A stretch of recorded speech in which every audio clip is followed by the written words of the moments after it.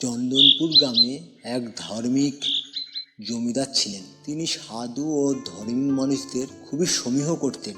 কোনো জটাধারী মানুষ অথবা ন্যাড়া মাথার মানুষ দেখলেই তিনি তার পায়ে লুটিয়ে পড়তেন। একদিনের ঘটনা। প্রভু, আপনার পায়ের ধুলো এই গৃহে পড়েছে, দয়া করে কিছু সেবা গ্রহণ করুন। ঠিক আছে, বসো। এত করে বলছো যে কালে তোমার গৃহে সেবা করব। জমিদার সব ধরনের সেবার আয়োজন করেছেন।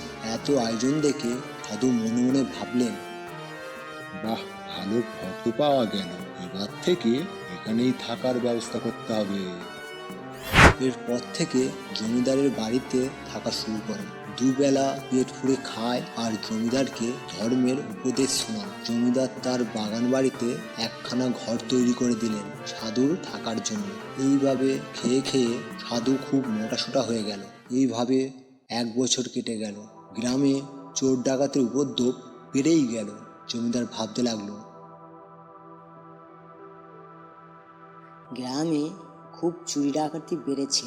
আমার বাড়িতে না চোর ঢুকে পড়ে, আমার যা সম্পদ আছে তা সাধুর ঘরে নিচে পুঁতে রাখবো, তাহলে চোরেরা চুরি করতে পারবে না। জমিদার মনে করলেন সাধুর কোনো লোভ নেই, তাই তার সম্পত্তি, টাকা পয়সা, সোনাদানা সব তার ঘরে মাটির নিচে পুঁতে বাঘের ছাল পেতে দিলেন। সেই ছালের ওপর সাধু শুয়ে থাকতেন। সাধু একদিন জমিদারকে ডেকে বললেন, বাছা, তুমি আমাকে ধীরে ধীরে ভোগী করে তুললে। আমি তোমার এই কুঠিরে থাকতে পারি, তবে তোমার দামি দামি খাবার আর আমি মুখে তুলব না। আপনি আমার অতিথি, আপনি না খেলে আমরা খাই কি করে? তোমরা ভোগী, তোমরাই ভোগ করবে। আমরা যোগী, আমাদের এইসব দামি খাবার, এইসব দামি আহার করা শোভা পায় না। এরপর সাধু নিজেকে আরো ত্যাগী প্রমাণ করার জন্য সারাদিন উপবাস করলেন। দিনের শেষে শুধুমাত্র কিছু ফল খেতেন এবং সারাদিন হোম জপ পূজা করে দিন পার করতেন। একদিন সাধু অজুহাত করে বললেন, এবার আমার নির্জনে থাকা দরকার। আমি সাধনা করব। লোকজন যাতায়াত করলে আমার সাধনায় ব্যাঘাত ঘটবে। জমিদার বাধ্য হয়ে সাধুর বাড়ি থেকে সব লোকজন সরিয়ে নিলেন।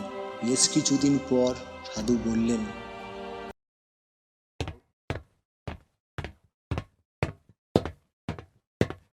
বাছা, আর নয়, এক জায়গায় বেশি দিন থাকা ঠিক নয়। তোমার সেবায় আমি খুব খুশি। তোমার কল্যাণের জন্য আমি যা করার করেছি। এবার আমাকে ছেড়ে দাও, আমি তীর্থে বেরোই। কিছুদিন আমার অতিথি হয়ে থেকে যান প্রভু।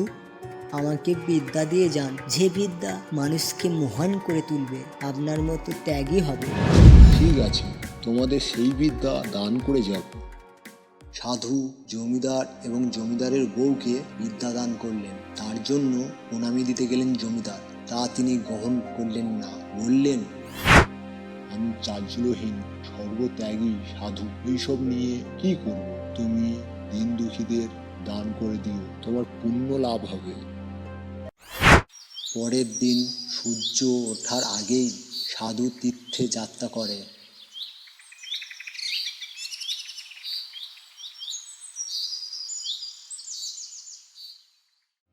বেশ কিছুদিন পর জমিদারের টাকার প্রয়োজন হলো। সে সাধুর ঘরে গিয়ে মেজে খুঁড়ে তার কলসিটা উঠালেন এবং ঢাকনাটা খুলে দেখে একেবারে ফাঁকা, কিছুই নেই।